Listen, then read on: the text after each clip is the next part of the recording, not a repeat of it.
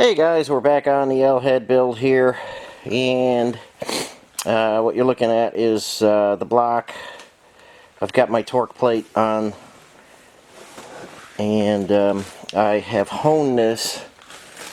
I honed this last night, and I got it within 1/2 a thousandths right now. So once I get it that close by honing it, I like to take the torque plate off. And that's just a piece of 2-inch thick steel, precision ground to be nice and flat. And you always hear a lot of guys, you know, when you're boring and honing your cylinders, they tell you to torque your main caps because that changes the block. But I've never seen anybody else use a torque plate. I mean, they use them on all your race engines and all your builds and stuff because you know, it makes the block go in the perfect state when the head is bolted down, and that's how you want to not bore, but hone it.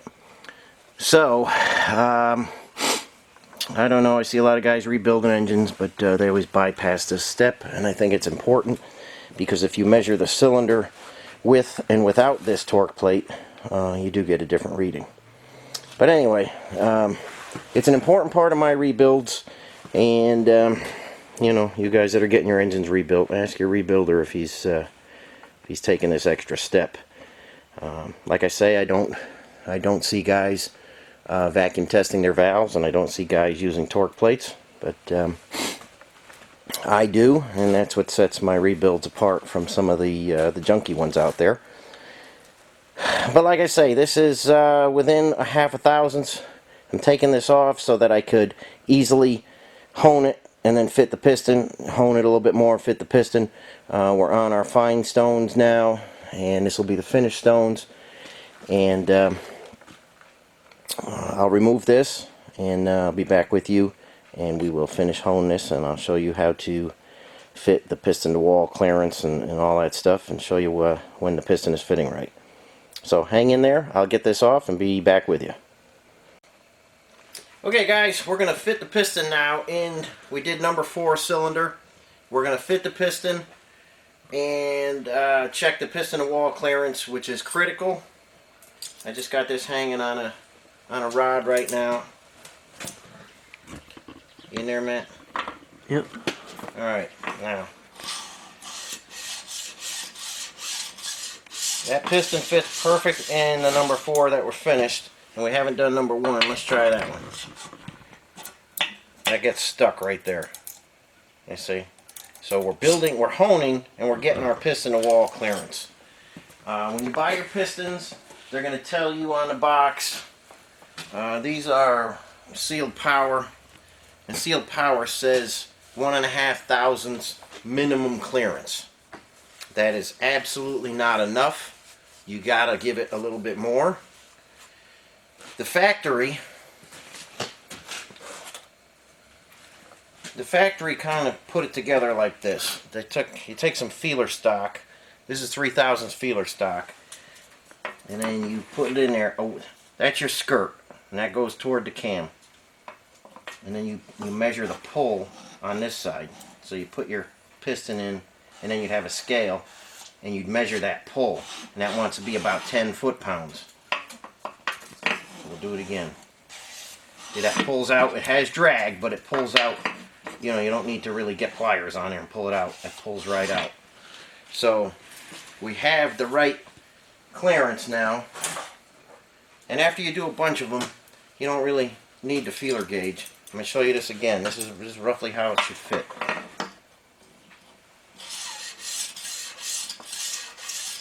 It's easy to make that too big, so if you're doing this for the first time, definitely use the feeler gauge. And I like to check them all anyway. But that's a good fitting piston. I'm happy with that one. And when you get your pistons, now I'm going to mark this one number 4. Because there's other pistons in the box, even though they measure almost the same, there's another piston in the box that won't fit in that hole. So it's all about hand fitting the pistons if you want the best performance. So this will now be dedicated to the number 4 cylinder, and as we work down, we'll find the best piston for each hole, and that's how we'll do that. I think this is the big guy. Let me see if I can show you. This was the biggest one. See, that kind of, there's a lot of tension pulling that one up, so we won't use that one. And again, here's the other one. Watch the fit again. No drag, nothing. So that's the one we're going to use. And I will do number 3, number 2, and number 1. Matt can show you the stones here. We got some fine stones on because we're within half a thousandths now on all of these. We got our wipers here. We got our fine stone here. And it usually takes me, I'll usually start with an 80 grit, and I'll go to a 150 grit, and then like a 280 or 300 grit. And that's what we're at right now. We've got that grit on there. We're going to go in there. Matt's going to squirt some oil as we're going, and we'll get this block honed up, and then we'll give it a good washout.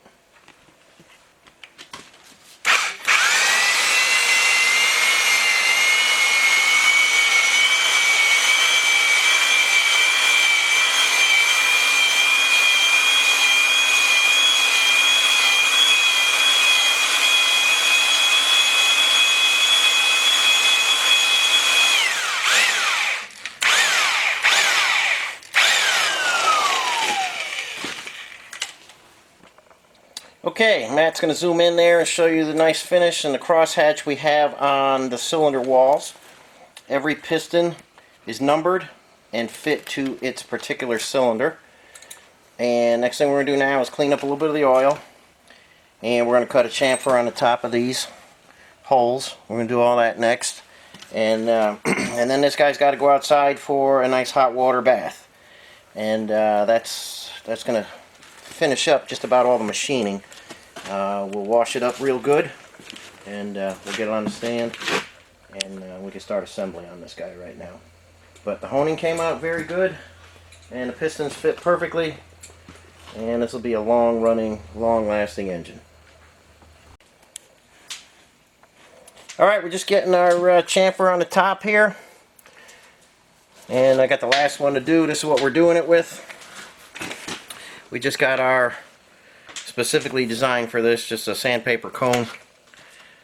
You got your rubber mandrel there. Throw that guy on there.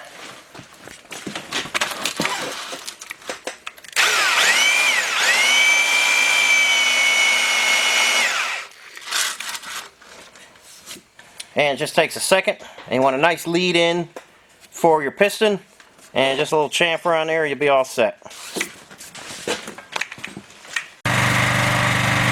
Alright guys, we're soaping up the block. Super critical to get all that cast iron swarf out of there. You don't want to let that dry on the block. As soon as you're done honing, head outside. I got Matt on the pressure washer, and we are spraying some heavy soap on there. And here's our hot water rig right here.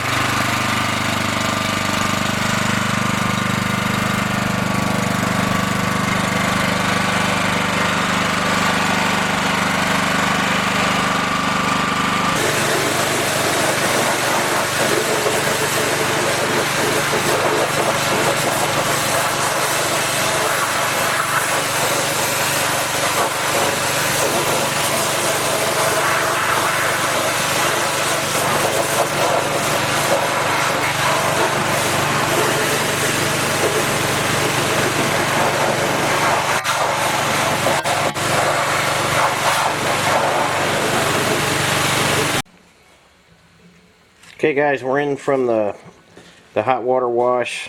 I've got it in a bag. We just sprayed it down with some transmission fluid, and it will rust immediately once you start washing it after you hone it. So you got to spray it down with something. And that's about finished now, like I said, with all the machine work. We're going to gather up the crank, start cleaning that, and get our bearings and our rear main seal all set up.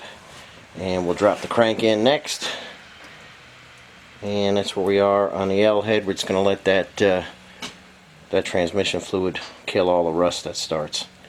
So it's in a bag. You can buy these bags anywhere. I get them from Summit. They're super big. They'll fit a big block. They work real good for the L and the F head, and they're not real expensive. So now that it's clean, we're going to keep it clean. It'll always be in the bag, and we'll start with the assembly next.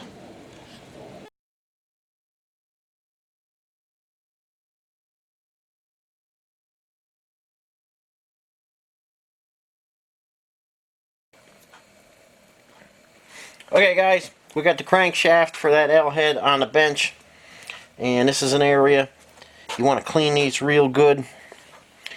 Get yourself the right size brush, go in all the holes, and make sure they're absolutely clean, no junk coming out of them. You're going to have holes all along this area. Get your brushes in there, twist them around, send them through, and you'll see junk come out of there. This is one of the easiest ways to get dirt in your engine, is by not cleaning your crank real good. So I start out in a parts washer, then I got cans of I use acetone for cleaning. I got spray, and I got something like that can get right down in there and really get those holes scrubbed real good. Don't just clean, I mean, it's important in there because you don't want your bearings to go bad, but make sure your journals that you hear, your counterweights, make sure all that stuff's real clean too. And before you go to put your crank in, make sure you put your bolts in.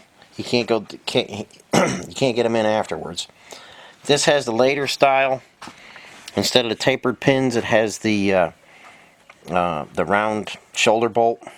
The flywheel and the crank would get drilled and reamed, and this happened when they rebuilt motors back in the day, and the later vehicles have them. Either way is fine. I generally don't see too much trouble in this area, so if you have the tapered ones or these, is no problem. Just make sure you got the right flywheel for it. And if Matt can zoom in here, this is your rear seal surface. This particular crank, when I sent it out, I had it welded and reground. So this is a perfect area. We won't have any leaks out the rear main. If you have a bad rear main, you have a groove there, it has to be welded and reground. Not spray welded, but real welding and real grinding. So this one's all set to go, and I'm going to clean this a little more, and I'll show it to you when it's 100% ready to go into the engine.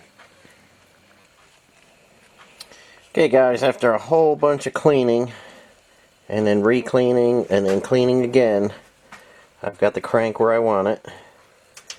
No more dirt's coming out of the oil gallery holes. The surfaces are nice and smooth. And on this crank, this is ground 30 under on the mains, 40 under on the rods. So well within usable specs. And the next thing we're going to do, which won't be today, we're going to end this video here. Next thing we're going to do is talk about rear main seals. When I set this in the block, I am going to show you the good, the bad, and the ugly when it comes to rear main seals. And so many guys are having leaks out there. And I've tried some of the new gaskets which were supposed to stop the leaks, and I've also had leaks. And I've also had leaks on very perfect seal surfaces like we have here. So there is a company out there making seals that aren't working, but I'm going to go over a whole bunch of different things on rear mains next time, so be looking for that one. But for now, we're going to end this one here, and as always, thanks for watching, and I'll catch you on the next video.